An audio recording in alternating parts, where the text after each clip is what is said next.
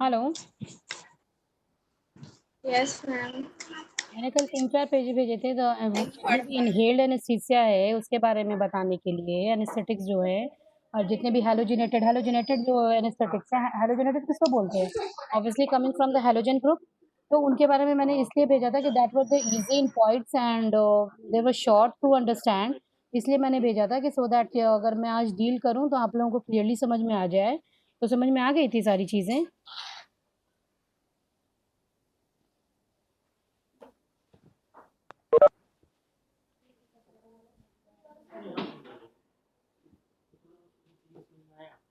Hello, was it clear yesterday? Ma'am नहीं पढ़ पाए थे। अच्छा, नहीं पढ़ पाए थे। कोई बात नहीं, उसको पढ़ लीजिएगा। It is very written in a very easy language. जैसे अभी यहाँ पे आपको ether, halogen and nitrous oxide दिख रही होगी if I am sharing my screen, तो वो वैसे ही आपको जितने भी अब बाकी सारे जो डिफरेंट टाइप्स के ये थे, क्या हैलोजिनेटेड आपके जो भी एनेस्थेटिक्स थे, उनके बारे में भी लिखा हुआ है। यू कैन स्टडी या तो कंपैरेटिव स्टडी कर सकते हैं या नहीं तो फिर आप लोग you can study in the way which is it is been written. ठीक है। This was the important ether halogen and nitrous oxide को मैं एक्सप्लेन कर दूं। Before explaining I want you to see a video. ठीक है, I show you the video. आप एक वीडियो देख लीजिए so that it will be easy for you to understand. उसके बाद मैं उसको एक्सप्लेन कर दूंगी वीडियो में एक्चुअली क्या क्या है। ये सारे terms and terminology mechanism of anaesthesia में काम आएंगे। एमएससी हो गया आपका, उसके बाद सेकंड गैस इफेक्ट हो गया, कंसंट्रेशन इफेक्ट हो गया एंड डिफ्यूजन हाइपोक्सिया हो गया। एमएससी हम लोग किसको बोलते हैं? एमएससी बोलते हैं minimum alveolar alveolar concentration. Alveolar extraction. Very good. तो मिनिमम एल्वेओलर कंसंट्रेशन क्या होता है? उस चीज़ को बोला जाता है कि जहाँ पे patient is ready for surgery, in the sense कि जब हम लोग जैसे ही इंसिजन देते हैं, मान लीजिए जैसे ही skin stitch sorry skin open करते हैं, तो पेशेंट को वहाँ पे पेन नहीं होना चाहिए, पेशेंट उस लेवल तक पहुँच जाए, तो उसी को हम लोग एमएससी बोलते हैं। ठीक है, एंड एमएससी सारे मतलब कि जितने भी पोटेंशियल्स होते हैं एनेस्थेटिक्स के, वो is based on this MSc only. उसकी पोटेंसी कितनी है, वो कब तक मतलब कि एमएनसी से पे आ जाता है, किस लेवल उसका कब किस लेवल पे जितना अमाउंट ऑफ ड्रग देंगे, कितना उसमें स्ट्रेंथ होगा कि एमएससी अटेंड हो जाए, तो उसी से हम लोग ड्रग की पोटेंसी या एफिशिएंसी को मेजर करेंगे।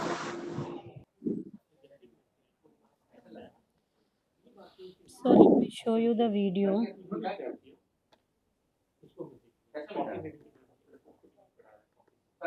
ठीक है, 3 मिनट का वीडियो है। सी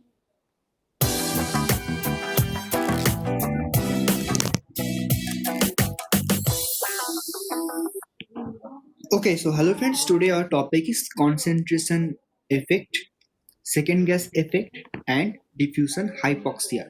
So these three topics are from anesthesia.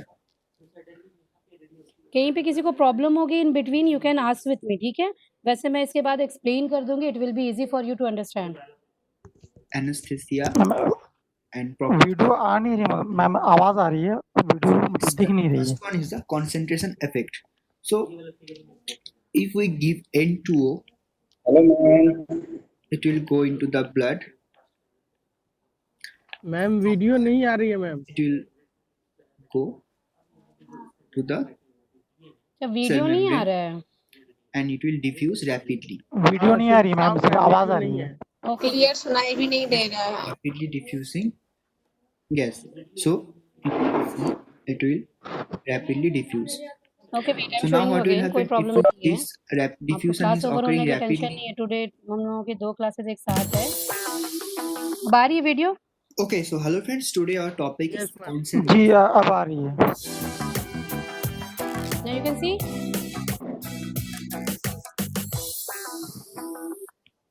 Yes Okay, ma'am. so hello friends. Today our topic is concentration. So this anesthesia are from anesthesia. Anesthesia.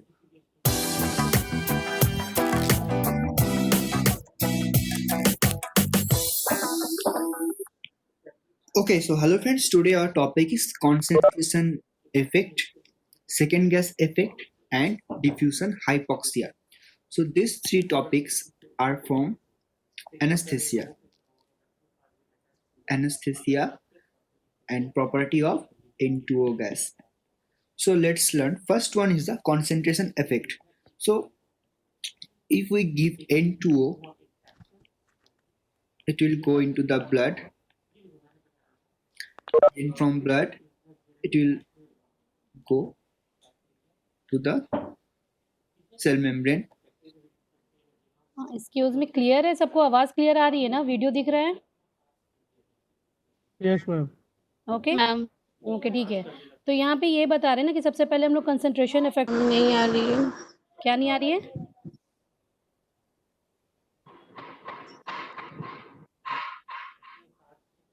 Hello, I share it in the group also. मैं अभी की clarity के लिए I am just showing you the video, तो no need to worry about it. अगर आपको नहीं समझ में आएगा तो उसके लिए परेशान होने की ज़रूरत नहीं है। I will send you again the videos. 2-3 related videos हैं related to anaesthesia, you can see and you can get more clear picture about it. तो परेशानी की बात नहीं है। ये NO2 कहाँ से आ रहा है? ऑब्वियसली हम लोग इनहेल कर रहे हैं ना, तो NO2 जब भी हम लोग यूज़ करते हैं तो बॉयल सेपरेटस होता है। बॉयल सेपरेटस हम लोग उसको बोलते हैं, जो गैस एनेस्थीसिया मशीन होती है उसको बोलते हैं। तो उसमें अलग-अलग चेंबर्स बने होते हैं, ठीक है?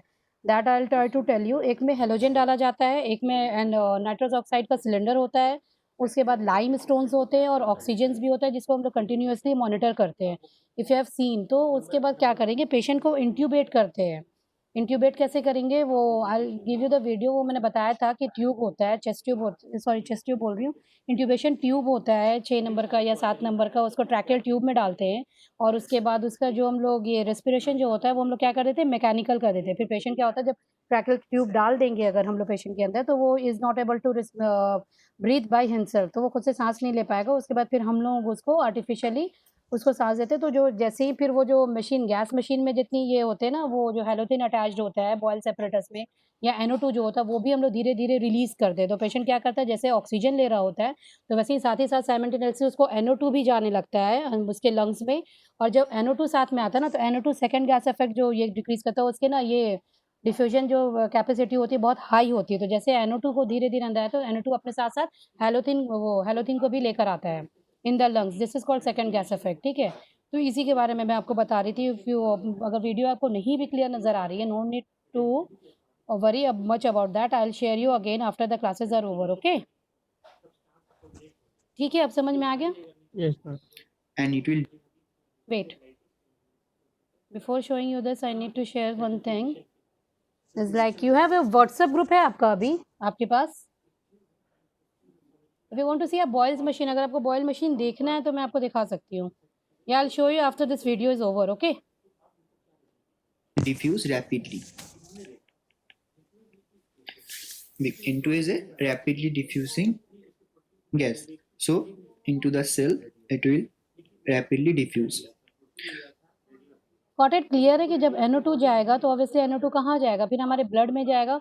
ब्लड से पहले कहाँ पे जाएगा, NO2 एल्यूविरेवर इसमें जाएगा, ठीक है? वहाँ से फिर ब्लड स्ट्रीम में जाएगा, तो ब्लड स्ट्रीम से कहाँ जाता है, सेल में जाएगा। तो यहाँ पे क्या हो रहा है कि किस बहुत जल्दी इसका डिफ्यूजन रेट जो होता है NO2 का बहुत फास्ट होता है, तो रैपिडली ये क्या करने लगेगा, डिफ्यूज़ करने लगेगा।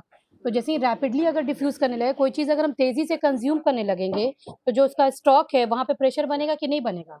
तो जो नाइट्रस सिलेंडर होगा जहाँ से NO2 आ रहा है, वो क्या होगा, वहाँ पे भी नेगेटिव प्रेशर बनने लगेगा और ज़्यादा से ज़्यादा नाइट्रस ऑक्साइड क्या होगा, रिलीज़ होने लगेगा, ठीक है? Clear? Yes ma'am. Okay. So now what will happen if we, this diffusion is occurring rapidly? So in the cylinder, suppose this is आप ही the लोग का। N2O cylinder. So formation of a negative gas pressure will there. So negative pressure. So what will happen? More N2O will be withdraw more gas from the cylinder. Withdraw more gas from cylinder.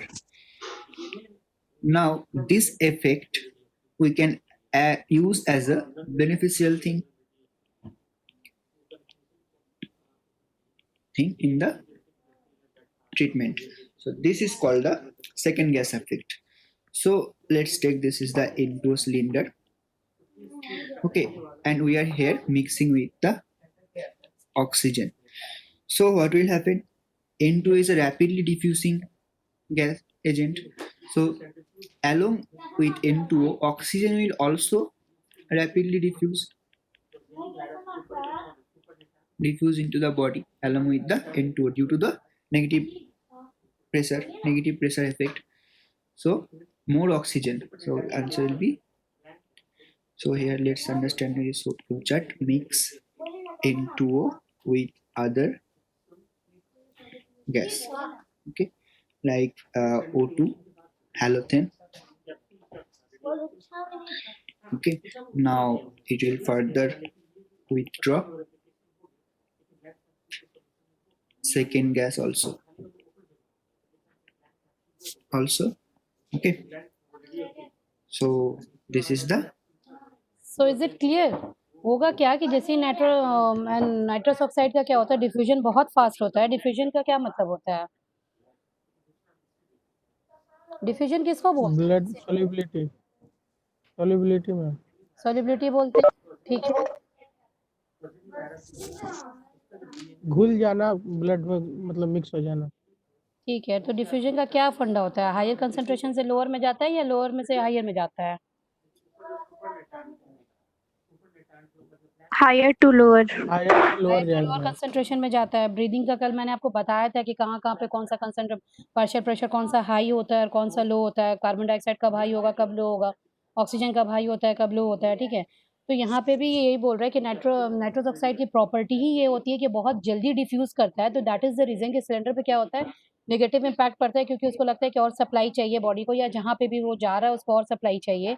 तो it starts rapidly diffuse करना शुरू करता है। तो जैसे ही diffuse करेगा, oxygen भी साथ में साथ उसके अंदर आएगा to maintain the oxygen level, ठीक है। क्योंकि बहुत ज़्यादा नाइट्रस ऑक्साइड अगर हमारे बॉडी में भर जाएगी तो क्या होगा, फिर उसका भी डिलेटेरियस इफेक्ट हो जाएगा, फैटल इफेक्ट होगा। टू बैलेंस दैट हम लोग क्या करते हैं, फिर ऑक्सीजन भी साथ के साथ एडमिनिस्टर करते रहते हैं, ताकि डिफ्यूजन हाइपोक्सिया नहीं हो जाए। हाइपोक्सिया किसको बोलते हैं? ऑक्सीजन की कमी को हाइपोक्सिया बोलते हैं, ठीक है। तो डिफ्यूजन में क्या होगा कि अगर लंग्स में पूरा का पूरा नाइट्रस ऑक्साइड अगर भर जाएगा तो ऑक्सीजन नहीं रहेगा, तो क्या करेगा lungs? What will happen to lungs? Obviously lungs will collapse कर जाएगा ना। फिर तो हम क्या सर्जरी क्या करेंगे जब पेशेंट बचेगा ही नहीं फिर तो। और कोलैप्स लंग्स में कोई इंसान जिंदा रह सकता है क्या?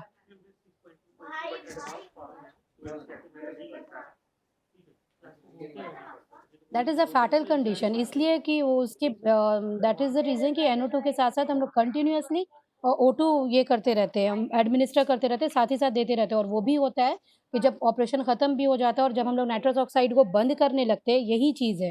मैं आपको कल बता रही थी कि स्टैटिक स्टेट आने के बाद प्रोसीजर पे डिपेंड करता है कि हम लोग किस लेवल पे एनेस्थीसिया को मेंटेन करेंगे। सपोज़ दैट अगर हम लोग क्लोज़ कर रहे हैं, तो फिर साथ ही साथ जब हम लोग बेहोश करने का प्रोसेस शुरू करते हैं ना, तो वैसे फिर उसको होश में लाने का प्रोसेस भी शुरू करते हैं। जैसे मान लीजिए जब स्किन स्टिच होने लगा, जब हमको पता है कि अब प्रोसेस नहीं होगा, फर्दर खत्म होगा, तो क्या करेंगे, वो नाइट्रस ऑक्साइड को हम लोग सिलेंडर का ये एडमिनिस्ट्रेशन उसको बंद करेंगे, लेकिन ऑक्सीजन को फिर भी चलते रहने देंगे, ताकि क्योंकि जो डिफ्यूज़ किया बहुत फास्टली, ये डिफ्यूजन इसका बैलेंस हो सके, काउंटर बैलेंस हो सके ऑक्सीजन से, और उसके बाद फिर पेशेंट को कंप्लीट ऑक्सीजन मिलता रहे। ठीक है? क्लियर हो गया? और अलोंग विद दिस O2 ना यस मैम। अपने साथ क्या लेकर आता है, हैलोथिन को भी साथ में लेकर आता है। The picture will be more clear to you when I will show you that Boyle separators का फंक्शन कैसे होता है। I will send you the link, तो आप देखेंगे तो आपको फिर वापस से अगर आप जब ये देखिएगा तो आपको क्लियरली समझ में आ second gas जाएगा। effect. Next one is the diffusion hypoxia. So diffusion hypoxia on stoppage of N2O, sudden diffuse back to alveoli will occur. As a result, diffusion hypoxia. तो समझ रहे हैं ना कि बहुत तेज़ी से ये ब्लड में जाएगा, ठीक है। लेकिन जैसे ही हम लोग नाइट्रस ऑक्साइड का अगर ये रोकते हैं, सप्लाई रोकेंगे, तो वापस से क्या करेगा, ब्लड से तेज़ी से बैक कहाँ चला जाएगा, एल्वोलाई में चला जाएगा। तो एल्वोलाई में तो ऑलरेडी ऑक्सीजन है, दैट कॉल्स हाइपोक्सिया। हाइपोक्सिया मतलब होता है ऑक्सीजन की कमी। तो ऑक्सीजन की कमी कहाँ हो रही है, एल्वोलाई में हो रही है। क्यों? क्योंकि ब्लड से जितना भी नाइट्रस ऑक्साइड था वो बहुत जल्दी डिफ्यूज़ कर जाएगा जब हम लोग उसको स्टॉप कर देंगे administration. Will occur, and the treatment is 100% O2 for 5 minutes. Okay, so that's it, the concentration effect, second gas effect, and diffusion hypoxia. So if you like this video, then please do not forget to hit the like button and तो please that do is a wish. अगर आपको subscribe my live channel. Subscribe करना है तो you can subscribe it.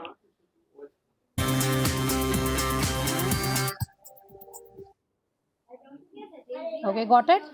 Clear हो गया?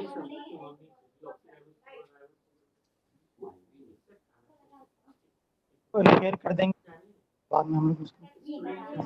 क्या कह रहे हैं?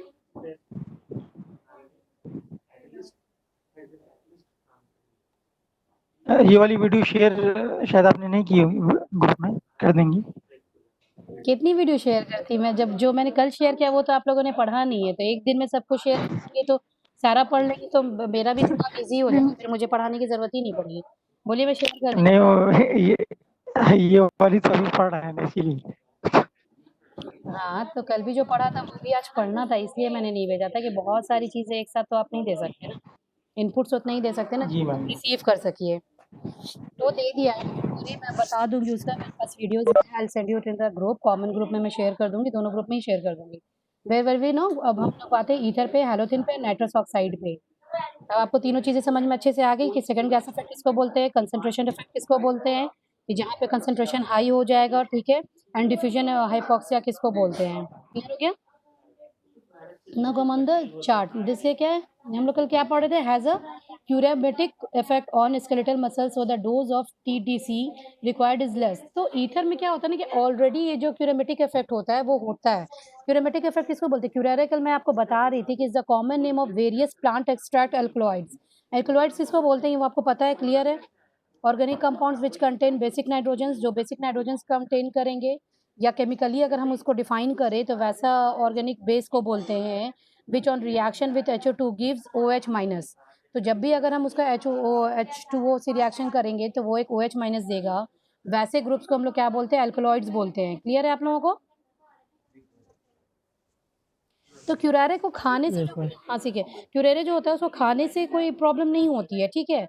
उसकी प्रॉब्लम तब होती है कि जब इसको हम लोग या नहीं तो डायरेक्टली एडमिनिस्टर करें, क्योंकि डाइजेस्टिव सिस्टम में जो होता है इसके कंपाउंड्स इतने बड़े बड़े होते हैं कि वो डाइजेस्ट नहीं हो पाता है। So if we eat accidentally या बाई फॉल्ट या डिफॉल्ट, तो उसमें कोई हमें प्रॉब्लम नहीं होगी। प्रॉब्लम तब होती है अगर हम उसे IV लें या डायरेक्टली अगर हम कोई स्किन को कॉन्टेमिनेट करें, जैसे कि एरो पॉइजनिंग होती है। कल मैंने बताया था कि बहुत सारे जो शिकारी करते हैं तो एरो पे जो लगाते हैं तो वो यही कंपाउंड को लगाते हैं, ठीक है, इसी अल्कोलाइड्स को ही लगाते हैं। समझ में आ गया?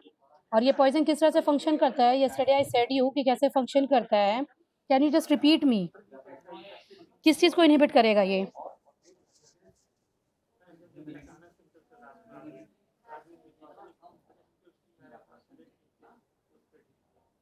इट इनहिबिट्स,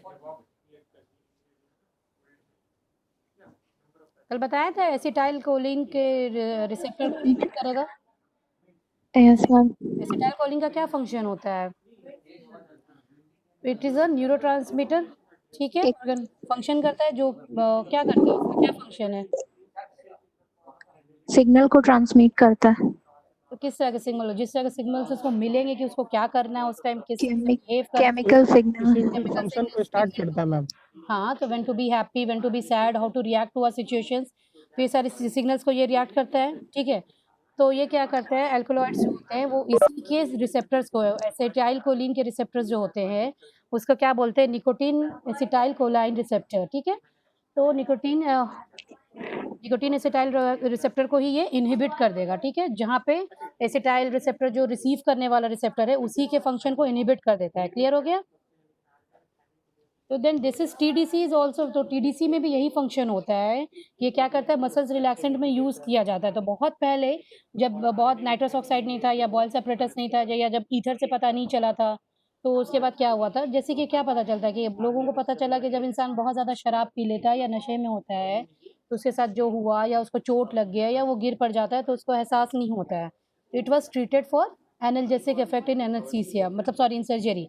तो क्या करते थे कि पहले के लोग क्या होते थे, बहुत ज़्यादा शराब पिला देते थे, बहुत ज़्यादा शराब पिला देते थे, या फिर उसे 2-4 लोग अंधेरे में उसको छोड़ देते थे, ठीक है। ये तरीका है, डोंट लाफ एट दिस, लेकिन ये पुराना तरीका था, मुझे खुद भी ये थोड़ा फनी लग रहा है, but I need to share. ये फैक्ट है कि जब पुराने ज़माने में बेहोश कैसे करते थे कि बहुत ज़्यादा पेशेंट को शराब पिला देते थे। जैसे मान लो कल सर्जरी है तो उसे रात भर शराब पिलाते थे और उसके बाद उसे अंधेरे रास्ते में छोड़ देते। सपोज दैट अ कॉरिडोर, या कोई कॉरिडोर होता था ना, वो बहुत अंधेरा होता था और कॉरिडोर में थोड़ी-थोड़ी जगह पे ना लोग खड़े होते थे। सपोज दैट चैनल है या टनल टाइप की चीज़ है, अंधेरा रास्ता होता था, पेशेंट को छोड़ देते थे उस रास्ते से जाने के लिए।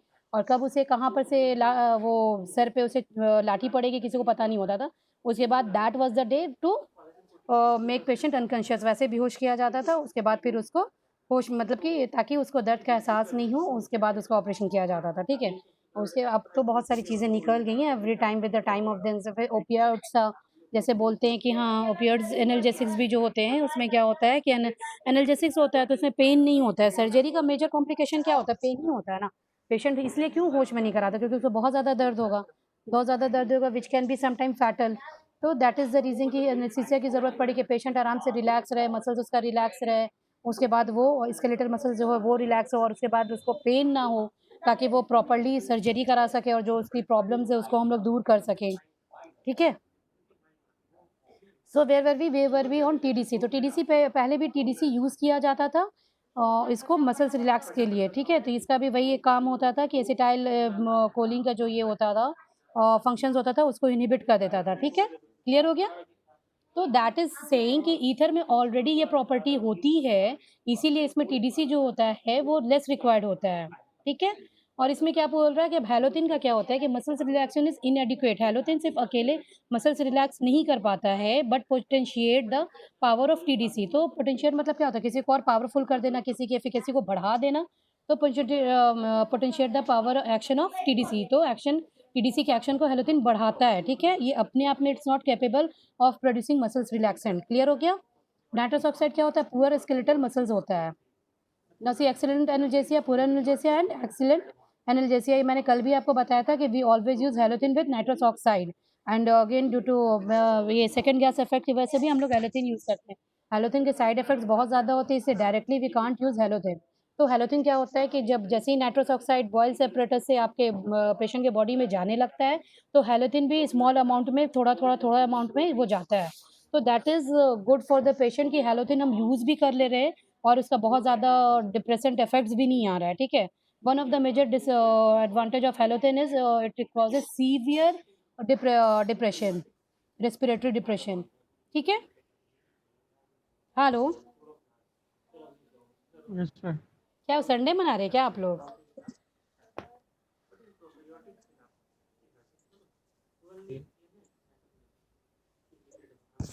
ये बहुत ज़्यादा बोरिंग लग रहा है क्या ये? नहीं मैम नहीं सुन मैम रहे हैं। ठीक है ठीक है ठीक। ठीक, अच्छा लग रहा है। कैटेकोलामाइंस इसके बारे में पढ़ा है? Do not sensitise heart to catecholamine, sensitises the myocardium to the catecholamines and may precipitate arrhythmias and has a little effect on the heart respiration and BP. तो सेंटिसाइज मतलब क्या होता है? किसी भी चीज़ को सेंटिसाइज मतलब क्या होगा कि कॉज करना या रिस्पॉन्ड करना या कम कर देना किसी के रिस्पॉन्ड इफेक्ट को या बढ़ा देना, सेंटिसाइज कर देगा, ठीक है। टू अ सर्टेन स्टिमुलस, कोई एक सर्टेन स्टिमुलस अगर हम लोग देते हैं तो उसके एक्शंस को बढ़ा देना या कम कर देना, that is known as sensitise. तो और ये कैटेकोलामिन्स किसको बोलते हैं? Anybody you have idea about catecholamines किसको बोलते हैं? कैटेकोलामाइंस जो है क्या है? हार्मोन्स पढ़े होंगे आप, तो कैटेकोलामाइंस के बारे में भी पढ़े होंगे। This is the reason 20 marks के लिए पढ़ने के लिए और नॉलेज के लिए पढ़ने के लिए कि अगर आप सिर्फ एग्ज़ाम के पॉइंट ऑफ व्यू से पढ़िएगा तो आपको चीज़ें कभी याद नहीं रहेंगी, वो एग्ज़ाम तक याद रहेंगी और फिर वो निकल जाएगा। इसलिए हमेशा अपने नॉलेज के लिए पढ़िएगा, तभी आपको याद रहेगा कि what were the things. Hormones आप पढ़े हैं, ऐसा नहीं है। 9, 10, 11, 12 और पार्ट 1 भी, मतलब 5-6 साल से तो पढ़ ही रहे होंगे। Hormone secreted by adrenal gland is known as catecholamine, ठीक है। अरे कौन 3 इफेक्ट ये कॉज करता है। 3F, जिसको 3F बोलते हैं। 3F में क्या क्या आएगा? फाइट, फाइट फियर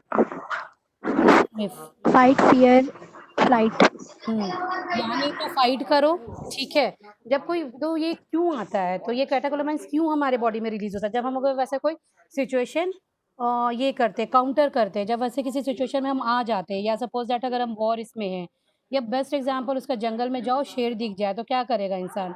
यानी तो 3 काम ही करेगा ना, या तो उससे फाइट करेगा, वो ऑब्वियसली पॉसिबल नहीं है कि आप किसी से उससे फाइट कर सके। सबसे पहले तो डर जाइएगा, तो फियर तो होगा ही, और फ्लाइट कर जाएंगे, यानी तो हम लोग वहाँ से भाग जाएंगे, will go away from there. तो ये सब क्या है? कैटेकोलामाइंस की ही वजह से हो पाता है, ठीक है। मेंटल अलर्ट मसल्स को स्ट्रेंथ करता है और मेंटल अलर्ट क्या करता है? मेंटल अलर्टनेस को बढ़ाता है, ठीक है। तो उस टाइम क्या होता है, उस दौरान क्या होता है कि हमारा बीपी क्या होगा? बहुत ज़्यादा बढ़ जाएगा, ठीक है। बीपी बढ़ जाएगा, हार्ट रेट बढ़ जाएगा, ब्लड शुगर जो होगा बॉडी में वो सब इंक्रीज हो जाएगा। क्यों? Due to the sudden release of catecholamine, जैसे ही कैटेकोलामाइन रिलीज होगा तो बॉडी जो चेंजेस आएंगे, हमारा बीपी बढ़ जाता है। इसलिए देखिएगा बहुत ज़्यादा एक्सट्रीम इमोशंस में यानी तो इंसान का बीपी बढ़ जाता है, बढ़ता भी है, और कभी-कभी अगर बहुत सैडनिंग न्यूज़ है, किसी के डेथ की खबर आ गई या किसी के एक्सीडेंट की खबर आती है, तो क्या होता है, it becomes a low BP, भी इंसान की बीपी लो हो जाती है, उसके बाद क्या होता है, सांस लेने में प्रॉब्लम हो रही है, या नहीं तो फिर प्रॉपर्ली आप रिस्पॉन्ड नहीं कर पा रहे सिचुएशन को, मेंटल अलर्टनेस जो आपकी होती है वो कम हो जाती है। क्लियर? तो अभी यहाँ पे जो हम लोग पढ़ रहे हैं वो ईथर के बारे में पढ़ रहे हैं कि do not synthesise hard to sorry catecholamines. तो कैटेकोलामाइन्स को ये सिंथेसाइज नहीं करता है, लेकिन हैलोथिन क्या करता है, वो प्रेसिपिटेट करता है एरिथमियास को। एरिथमियास किसको बोलते हैं, improper beating of heart, whether it is slow और whether it is more than required, यानी तो स्लो होगा यानी तो टू फास्ट हो जाएगा। ऐसा क्यों होता है कि इलेक्ट्रिक इम्पल्सेस जो होता है हार्ट को कम मिलने लगता है, डजंट वर्क प्रॉपर्ली, इसीलिए हार्ट भी प्रॉपर्ली वर्क नहीं करता है। Sometimes arrhythmias leads to heart attack, जब वो फंक्शन ही नहीं करे, कभी तेज कर रहा है, कभी कम कर रहा है, कभी तेज कर रहा है, तो कैसे कभी देखा है वो बल्ब को, कभी फ्यूज जब करने लगता है, ऑब्वियसली जब फ्यूज करने से पहले कभी ज्यादा होगा, कभी कम होगा, कभी ज्यादा होगा, कभी कम होगा, फाइनली फ्यूज कर जाएगा। देखा है कि नहीं कभी वो प्रोसेस? Yes, ma'am. यूज करते हैं अभी भी आप लोग? जो देखा है, मैंने तो देखा अपने बचपन में, इसलिए मैंने बोल दिया। यस यस मैम देखा है। Yes, ma'am. देखे हैं। सबने देखा है। ठीक है, ट्यूबलाइट्स जो पहले यूज करता, अब तो एलईडी लाइट्स आ गई है। ट्यूबलाइट्स वैसे ही होता था, जो इंसान मिसाल भी देता है कि ट्यूबलाइट हो, क्योंकि ट्यूबलाइट धीरे धीरे जलती थी, या कभी ज़्यादा कम होते होते क्या होता था, चोक हो जाता था, तो वही चीज़ है। तो इसमें भी एरिथमियाज में क्या होता है, you can connected that way कि इलेक्ट्रिक इम्पल्स जो होते हैं ब्लड हार्ट को प्रॉपर नहीं मिलते हैं, तो कभी हार्ट ज़्यादा काम करने लगेगा, कभी कम काम करने पड़ेगा, और कंडीशन अगर स्टेबल नहीं होगी तो it may lead to heart attack. ठीक है, तो this is the major defect of halothane. इस वजह से हैलोथेन बहुत कम क्वांटिटी में दी जाती है, and has a little effect on heart, respiration and BP. तो nitrous oxide is pretty much safe, उसको हार्ट बीपी से कोई मतलब नहीं है, उसको बस अपना काम करना होता है, क्योंकि it is an excellent analgesia. Clear?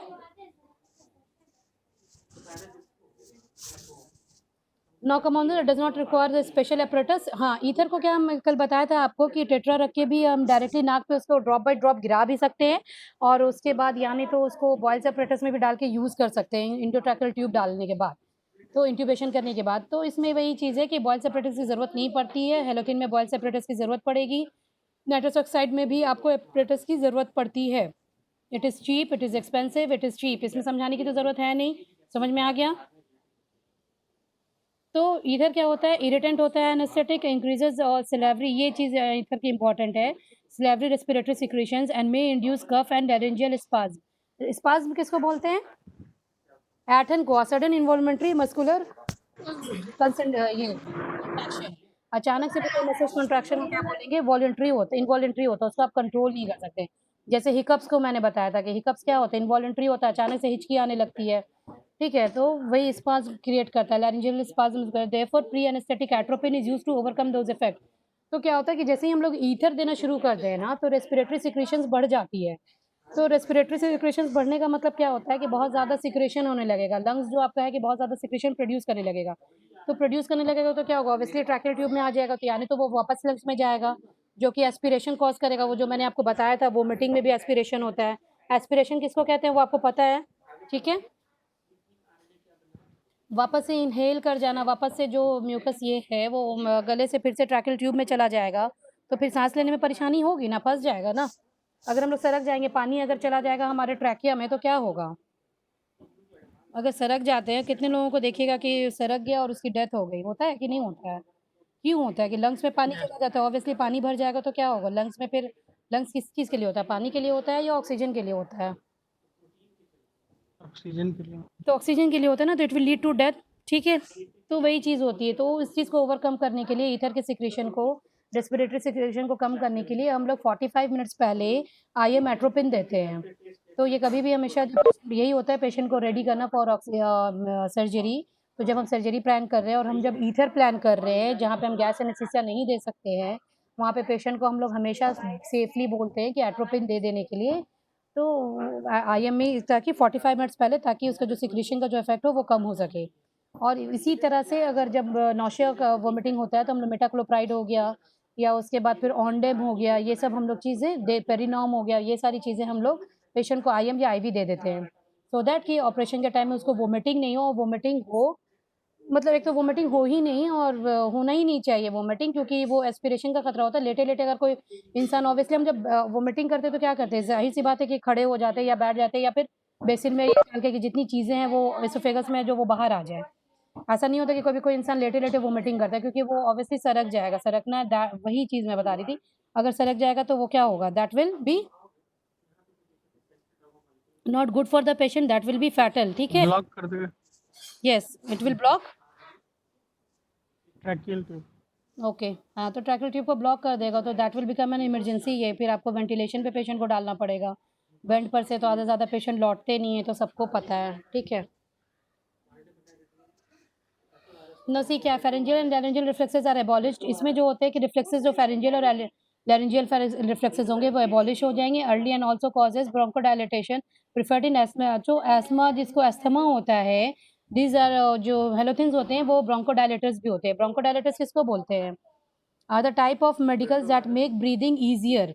तो ब्रीदिंग को जो ईजी बना सके, जो डायलेट कर सके। डायलेटर मीन्स क्या होता है? किसी भी चीज़ को फैला देना, ठीक है?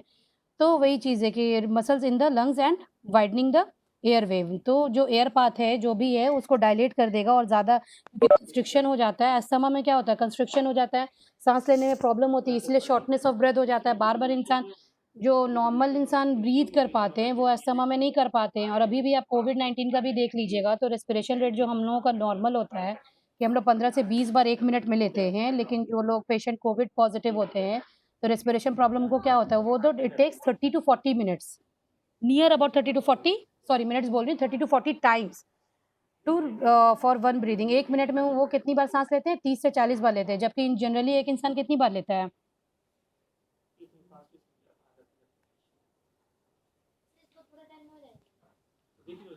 चौदह से 15 मिनट लेता है, ठीक है? सॉरी 14 से 15 बार लेता है। ओके, तो यही हेलोथिन में क्या होगा कि ये ब्रोंकोडायलेटर्स होते हैं preferred in asthmatic patients. Post operative nausea and vomiting is common. इसमें नोजिया एंड वोमिटिंग्स नहीं होते हैं और नाइट्रस ऑक्साइड में तो ये सारी चीज़ें होती भी नहीं है। हिपैटोटॉक्सिटी इसमें नहीं होती है, specially if use repeatedly. Halothane hepatitis, ये हेपेटाइटिस जो होता है हेलोथिन हेपेटाइटिस कम होता है लेकिन फिर भी होता है, ठीक है? Second is that other points क्या है कि on exposure to light it forms ether peroxide which is an irritant, and to avoid this ether is supplied in the amber colored bottles covered with a black paper। तो ये चीज़ होती है कि ether का bottle आप जब भी देखिएगा तो वो ब्लैक पेपर से कवर्ड होता है, क्योंकि वो डायरेक्टली ये होता है कि सनलाइट में यूज़ नहीं होना चाहिए। एक तो वो बॉटल भी ब्राउन कलर की होती है ईथर की, और उसके बाद उसपे जो कवर भी किया रहता है वो ब्राउन ब्लैक पेपर से कवर किया जाता है ताकि उसपे सनलाइट नहीं आए और वो रिएक्शंस नहीं हो पाए, क्योंकि ये क्या करता है कि वो ईथर पेरोक्साइड बना देता है। वो तो ईथर पेरोक्साइड को हम लोग एज अ ईथर तो यूज़ कर नहीं पाएंगे जब वो केमिकली रिएक्ट हो जाएगा। तो ether is flammable and highly explosive, hence electric quarters can not be use. ये मैं बहुत बार बोल चुकी हूँ, I don't need to explain this point again. Adverse effect क्या होता है? इसमें क्या यूज होता है? ये जो एरिथमिया कॉज करता है इस वजह से ये हाइपोटेंशन कॉज करेगा। हाइपोटेंशन मतलब क्या होता है? लो बीपी। ओके, तो क्या फरहद, आपकी आवाज नहीं आ रही है। Shagufta, you are not there, you are not listening. Ma'am वही नो मैम। तो बोल रही हूँ कब से। कुछ बोल रही हो, आवाज ही नहीं आ रही मुझे। तो मुझे लगा कि अहमद रजा नाम है ना, अहमद रजा। वॉइस ही में सुनते सुनते मैं पहचान गई हूँ अब। तो more than your face I remember by your voice, पता है?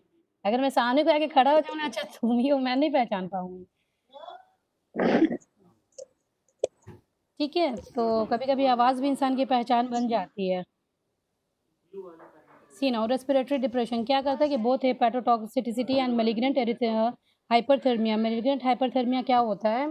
पता तो होगा नहीं ना। It is a condition, it is a type of severe reaction that occurs in response to particular medication use during general anaesthesia. तो किसको बोलते हैं? It is a type of severe reaction. बहुत कम ही होता है, रेयर होता है, लेकिन होता है, ठीक है? This is known as malignant hyperthermia. इसमें क्या होता है पता है कि ये use it during general anaesthesia. General anaesthesia कभी कभी जो पेशेंट उस चीज़ के लिए प्रोन होते हैं तो उनको ये कंडीशंस एग्रीवेट कर जाती है। तो इसमें क्या होता है, कॉम्प्लिकेशन क्या होगा कि मसल्स ब्रेकडाउन होने लगेगा और आपका ब्लड में पोटेशियम का बहुत ज़्यादा लेवल बढ़ जाएगा। पोटेशियम लेवल बढ़ने का मतलब क्या होता है कि विच में lead to heart attacks. Potassium level की वजह से हार्ट अटैक भी हो सकता है या एबनॉर्मल हार्ट रिदम हो सकता है। So that is, this is very complication, is a serious complication of halothane. Okay, तो malignant hyperthermia के बारे में समझ में आ गया आप लोगों को? Is a type of severe reaction that occurs in response to a particular medication used during general anesthesia. Those who are susceptible, तो जो उस चीज़ के लिए प्रोन होते हैं, ठीक है, तो इसमें सिम्टम्स जो आएगा वो यही आएगा, मसल्स रिजिडिटी होगी, हाई फीवर होगा, इसीलिए हाइपरथर्मिया बोला जा रहा है। मसल्स मेलिग्नेंट क्यों बोला जा रहा है? जैसे मेलिग्नेंट सेल्स होते हैं तो वो क्या होते हैं, इनवॉलेंट्री बहुत ज़्यादा उसकी ग्रोथ होने लगती है, ठीक है, that is why it is known as malignancy या मेलिग्नेंट सेल्स, उसी को बोलते हैं। इसीलिए यहाँ पे नाम इसका रखा गया है मेलिग्नेंट हाइपरथर्मिया। तो इसमें जो हाइपरथर्मिया होगा वो बहुत ज़्यादा होगा और अनकंट्रोल्ड होगा। क्लियर है? और मसल्स की रिजिडिटी हो जाएगी और हार्ट रेट को बहुत ज़्यादा ये फास्ट कर देगा। समझ में आ गया? Yes ma'am.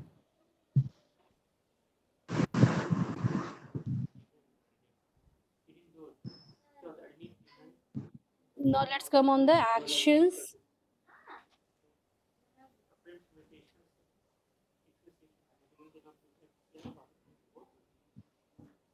सी कल जो मैंने वो शेयर की थी आपको 3-4 आई थिंक सो कितनी सारी ये चीज़ें थी जो मैंने शेयर किया था, 3-4 बुक के जो पेजेस से वही शेयर किए थे। उसमें आपको हैलोथिन्स के बारे में भी बता हुआ है और उसके बाद जो डिफरेंस आपके हैलोजेनेटेड ये हैं that are very easy, you can do your self study also. आप सेल्फ स्टडी कर सकते हैं, it's nothing to explain in it. मैं आपको चार्ट भी आपने देखा होगा उसका।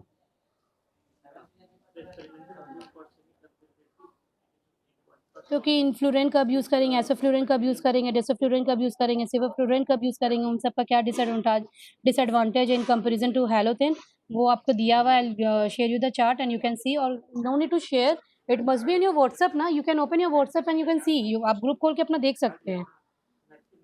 तो it is written in a very simple language और इसमें कुछ करना नहीं है, सिर्फ एक रीडिंग देने से कोई सेंस नहीं बनता है, ठीक है। व्हाट वर द टेक्निकलिटीज़, जो इसमें था या टेक्निकल पॉइंट्स थे जिनको मुझे डिस्कस करना था, that I have discuss with you.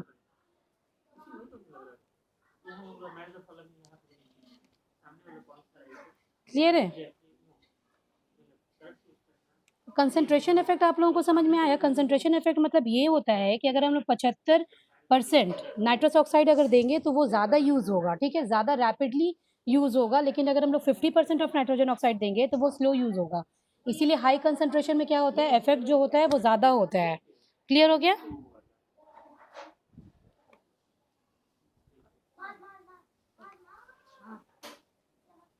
तो एल्वुलर टेंशन जो होगा अगर हम लोग हाई कंसंट्रेशन में यूज़ करेंगे तो ज़्यादा बढ़ेगा, और जब एल्वुलर टेंशन बढ़ेगा तो उसका डिफ्यूजन क्या होगा, वो रैपिडली होगा, जिसकी वजह से वो हम लोग क्या स्टैटिक स्टेट जो होता है, स्टेडी स्टेट जो होता है, हम लोग जल्दी अचीव कर पाते हैं इन ब्रेन। क्लियर हो गया?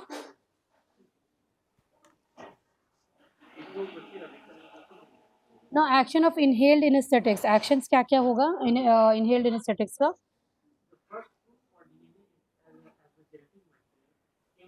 तो इनहेल एनेस्थेटिक्स क्या करता है, increase cerebral blood flow by decreasing cerebral vascular resistance. तो सेरेब्रल वेस्कुलर रेजिस्टेंस जो होगा उसको डिक्रीज कर देगा, जिसकी वजह से क्या होता है, सेरेब्रल ब्लड फ्लो बढ़ जाता है, ठीक है। They also decrease metabolic rate of the brain, metabolic rate को भी डिक्रीज करेगा, एंड मे इंक्रीज इंटरकार्नियल प्रेशर, और इंटरकार्नियल प्रेशर इंक्रीज करेगा। इसलिए जिनको इंटरकार्नियल प्रेशर है या कोई कार्नियल प्रॉब्लम है तो वहाँ पे हम लोग फिर इन चीज़ों को यूज़ नहीं कर सकते हैं, ठीक है। क्लियर हो गया? Hello, yes ma'am. Okay. Now comes to the kidney and liver. तो ये क्या होता है कि volatile anaesthetics decrease glomerular filtration rate. तो ग्लोमेरुलर फिल्ट्रेशन रेट कहाँ पे होता है, ग्लोमेरुलर फिल्ट्रेशन कहाँ होता है, किडनी किडनी में होता है, उसके रेट को क्या करता है, कम कर देता है, ठीक है। तो दीज आर द थिंग्स, वही मैंने आपको बोला था। कभी कभी क्या होता है कि रीनल फेलियर में पेशेंट चली जाती है, बहुत ज़्यादा उसको हम एनेस्थीसिया दे दिए, मालूम हुआ कि रीनल फेलियर में चली गई, उसके बाद फिर उसको यूरिन ही नहीं आ रहा। ये सारी चीज़ें ना, यूरिन आउटपुट कितना है, बीपी कितना है, कार्डियक आउटपुट कितना है, ये सारी चीज़ें मॉनिटर करनी पड़ती है कंटिन्यूअसली, ठीक है।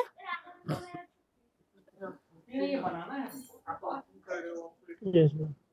तो renal and hepatic blood flow, halothane and its derivative decrease cardiac output, cardiac output को भी डिक्रीज करेगा, एंड आर्टियल प्रेशर को भी डिक्रीज करेगा। That is why it cause hypotension. Hypotension मतलब क्या होता है, लो बीपी को बोलते हैं। वाई? क्योंकि ये आर्टियल प्रेशर को डिक्रीज कर देता है, that is the reason.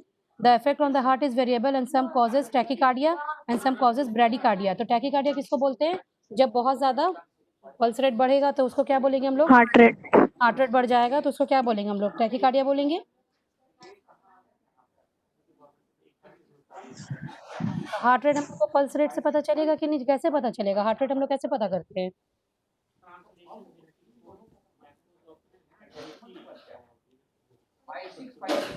Pulse rate से मैम 1 मिनट में 90 बार है शायद।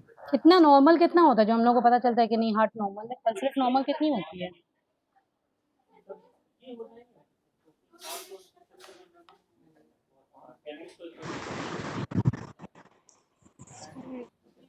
टू 82 होता है या 72 होता है? 22 वो तो मैम वो तो ऑक्सीजन का ये मतलब क्या कहते हैं नहीं, हार्ट रेट का जो है वो 72 टाइम्स है धड़कने का, नाम। बीट करने का हार्ट बीट। सी मिनिमम अगर पल्स रेट आपका 100 अबव जा रहा है तो उसको हम लोग टैकीकार्डिया बोलते हैं, ठीक है। That means it is increasing. और टैकीकार्डिया तब बोलते हैं जब हमारा पल्स रेट थोड़ा स्लो चलता है या हार्ट का जो भी होता है तो हार्ट रेट थोड़ा कम हो जाता है। वो कितने से कम होगा? बिलो 60 अगर जाता है तो उसको फिर हम लोग क्या बोलते हैं? ब्रेडिकार्डिया बोलते हैं। क्लियर? एंड रेस्पिरेटरी सिस्टम पे क्या करता है? All inhaled anaesthetics are respiratory depressant. ये याद रखिएगा कि जितने भी इनहेल्ड ये होंगे आपके एनेस्थेटिक्स होंगे वो रेस्पिरेटरी डिप्रेसेंट होते हैं and decrease in the tidal volume and decreases the tidal volume. Tidal volume किसको बोलते हैं?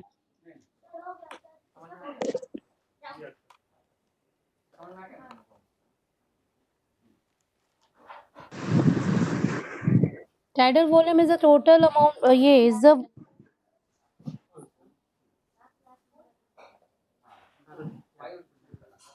वॉल्यूम ऑफ टोटल, ये जितना डिलीवर होता है ना लंग्स में उसी को हम लोग बोलते हैं टाइडल वॉल्यूम।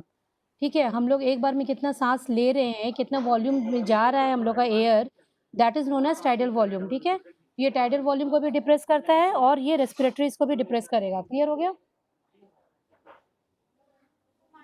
यस।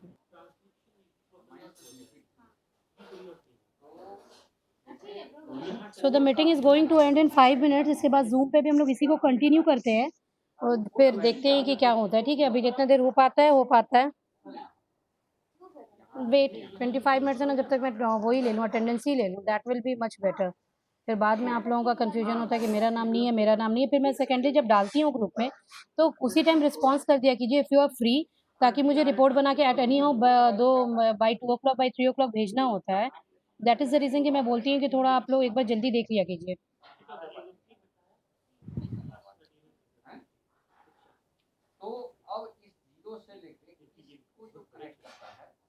किसने स्क्रीनशॉट लिया है?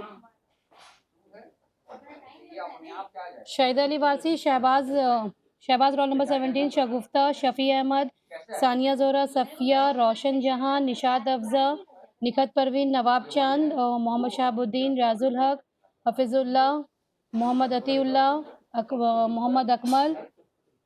और मोहम्मद अकमल आप ही है ना जो अपना हमेशा रेड से स्क्रीनशॉट लिख के भेजते रहते हैं कि हाँ मैम मैं प्रेजेंट था किसी भी क्लास की? Is it you? Mohammad Ahmad Raza, Ishrat Parveen, Irfan Ahmad, Inamul Haq, Ghazala Siddiqui, Farhat Shamim, Ashabi Afnan, Adil Bedar, Abu Bakar Ali Khan and me. ठीक है, 24 पार्टिसिपेंट्स हैं आप लोग।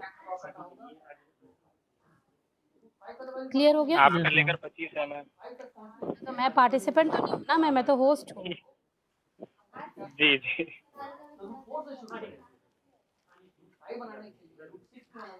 मेरी तो अटेंडेंस जानी नहीं है, मुझे तो कोई प्रॉब्लम है नहीं, ना मेरी अटेंडेंस टीचर्स में जानी है ना मेरी अटेंडेंस स्टूडेंट में जानी है।